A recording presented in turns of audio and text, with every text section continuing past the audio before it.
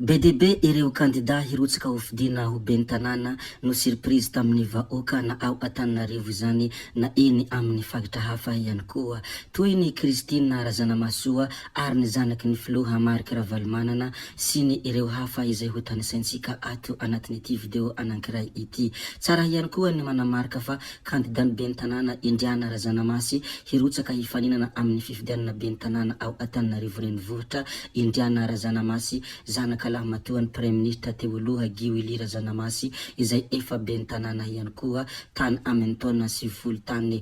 Ho lazaintsika moa ireo rehetra mikasika an'izay fifidianana ben'ny tanàna izay fa mialohany izany aloha dia mbola toy ny mahazatra ary tsy miova foana. Azadino ny miabone ny chaîne-natsika, azadino ihany koa ny manao j'aime ny vidéo ny farany dia aza adinona ny mametraka ny komantera. Ndeha aloha hidirantsika izany fanaovana abonnement izany mialohany hirisoantsika amin'ny votoatindresaka izay ataontsika ato anatin'ity video anankiray ity. Ndao ary tompoko lahy, ndao ary tompoko vavahajaina.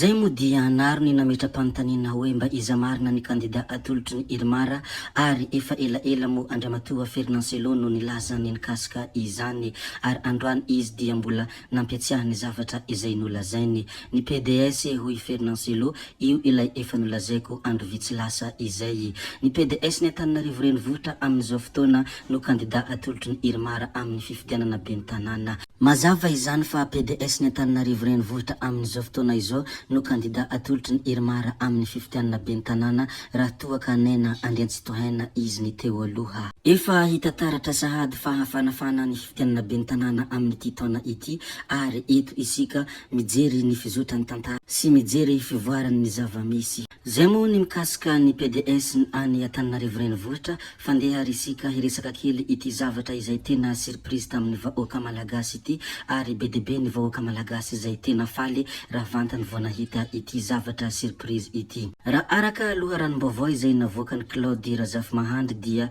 oveka fianarantsoa nametraka antotan-taratasy ihany koa i Christine Razanamasoa. Rariny loatra ary tsy tokony ahagaga raha toa ka BDB ny vahoaka malagasy faly raha vantany vao nahita ity Christine Razanamasoa ity izay nivoaka tamin'ny vaovao satria tsy azo lavina ary tsy azo tsy ekena fa hoe tena tia ny vahoaka malagasy raha izany Christine Razanamasoa izany ary BDB ireo olona mpanara-baovao no tena finaritra sy mankatony foto-kevitra an'ity ray aman-dreny Christine Razanamasoa ity. Zay moa ny zava-misy sy ny vaovao avy any fianarantsoa koa dia zarena sy ampitaina aminareo rehetra ato anatin'ity chaîne ity mba hatonga anareo aharaka foana ny zava-misy araka izay matimatesako isanandro.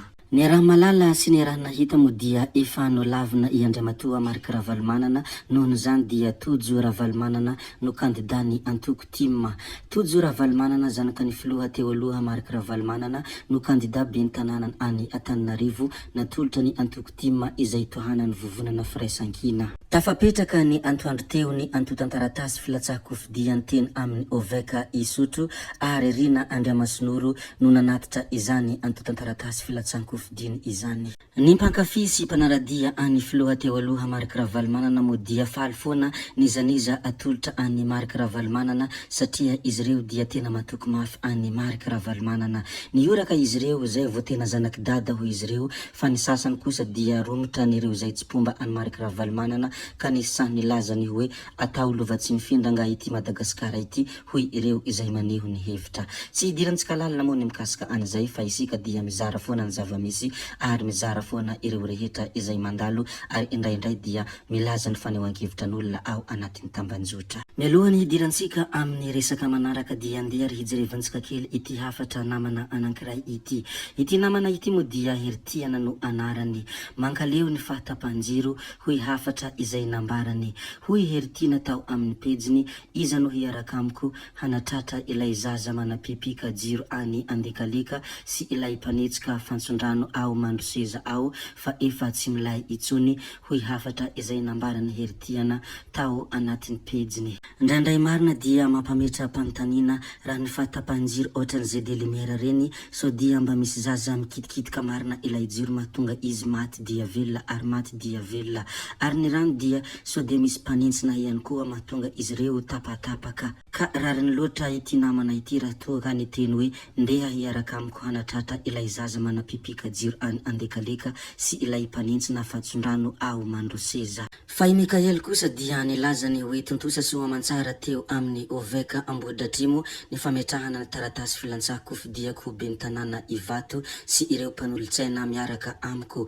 Misaotra ny ratsamangeka rehetra ao amin'ny Antokotima, indrindra ny filohampitarika Andriamatoa Mark Ravalomanana nanome fitokisana sy tsodrano ny tenako ho kandida ny Antoko. Misaotra ihany koa ny fanotonan'ny solombavam-bahoaka lany teto amin'ny distrikany Ambohidratrimo Mamy Rabenirina ny tenako hoy Mikael Hatrany. Mankasitraka feno ireo rehetra nanohana nanampy sy natoky ny tenako teo amin'ny fikarakarana ny antotan-taratasy koa dia tsy ambohadidy aho ho tanora sahy vonina ny tenako hoy hafatra izay nambarany Mikael. Ho tanora mahay ihany koa ary ho tanora mahalala sy mahavita ireo andraikitra tandrify izaho mamiko Ivato ka asandratro hoy hafatra izay nambarany Mikael ny tao anatin'ny kontiny. Zay moa ny mikasika aniny Mikael ny fandeha resika iresaka kely mikasika Rina Rakotomanga.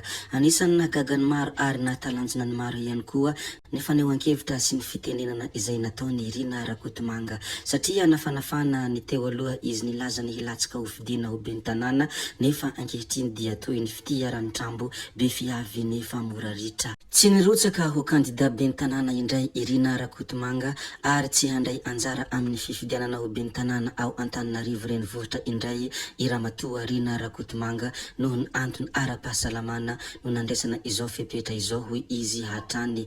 Tonga teny amin'ny Oveka mihitsy izy nanambara izany tsy firitsahany izany mba ho fifanajana tamin'ny efa nanomezany fotoana mialoha ny amin'ny firitsahany. Zany moa ny fanambarana izay nambarany Rina Rakotomanga nefa efa be debe ny olona izay niandry azy ny amin'ny fifidianana satria anisany be mpanaraka ihany koa ity Ramatoa ity nefa izany no vaovao farany izany ny vaovao marim-pototra mikasika any Rina Rakotomanga koa dia ampafantarina sy lazaina foana aminareo rehetra ary mahereza ianareo zay mpakafy azy fa izany ny zava-misy.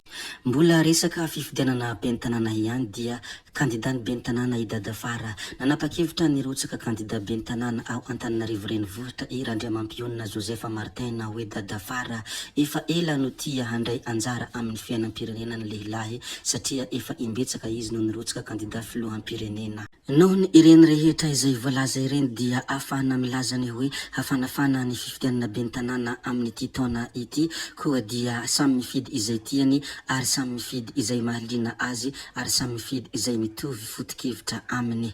Zay ihany koa ny namarana ny video tsika ary tompoko vavy izy tompoko lahy koa dia mankasitraka nareo rehetra na vita nahay ny video hatramin'ny farany ary mbola manentana nareo ny mbola hanaraka ny video manaraka izay alatsaka misesisesy ato. Zay fa tsy halavena ny resaka hametra veloma izahay veloma vetivety fa tsy hoe veloma mandrakizay amin'ny manaraka indray no manao ny misimisy veloma tompoko lahy veloma tompoko vavy amin'ny manaraka indray yo.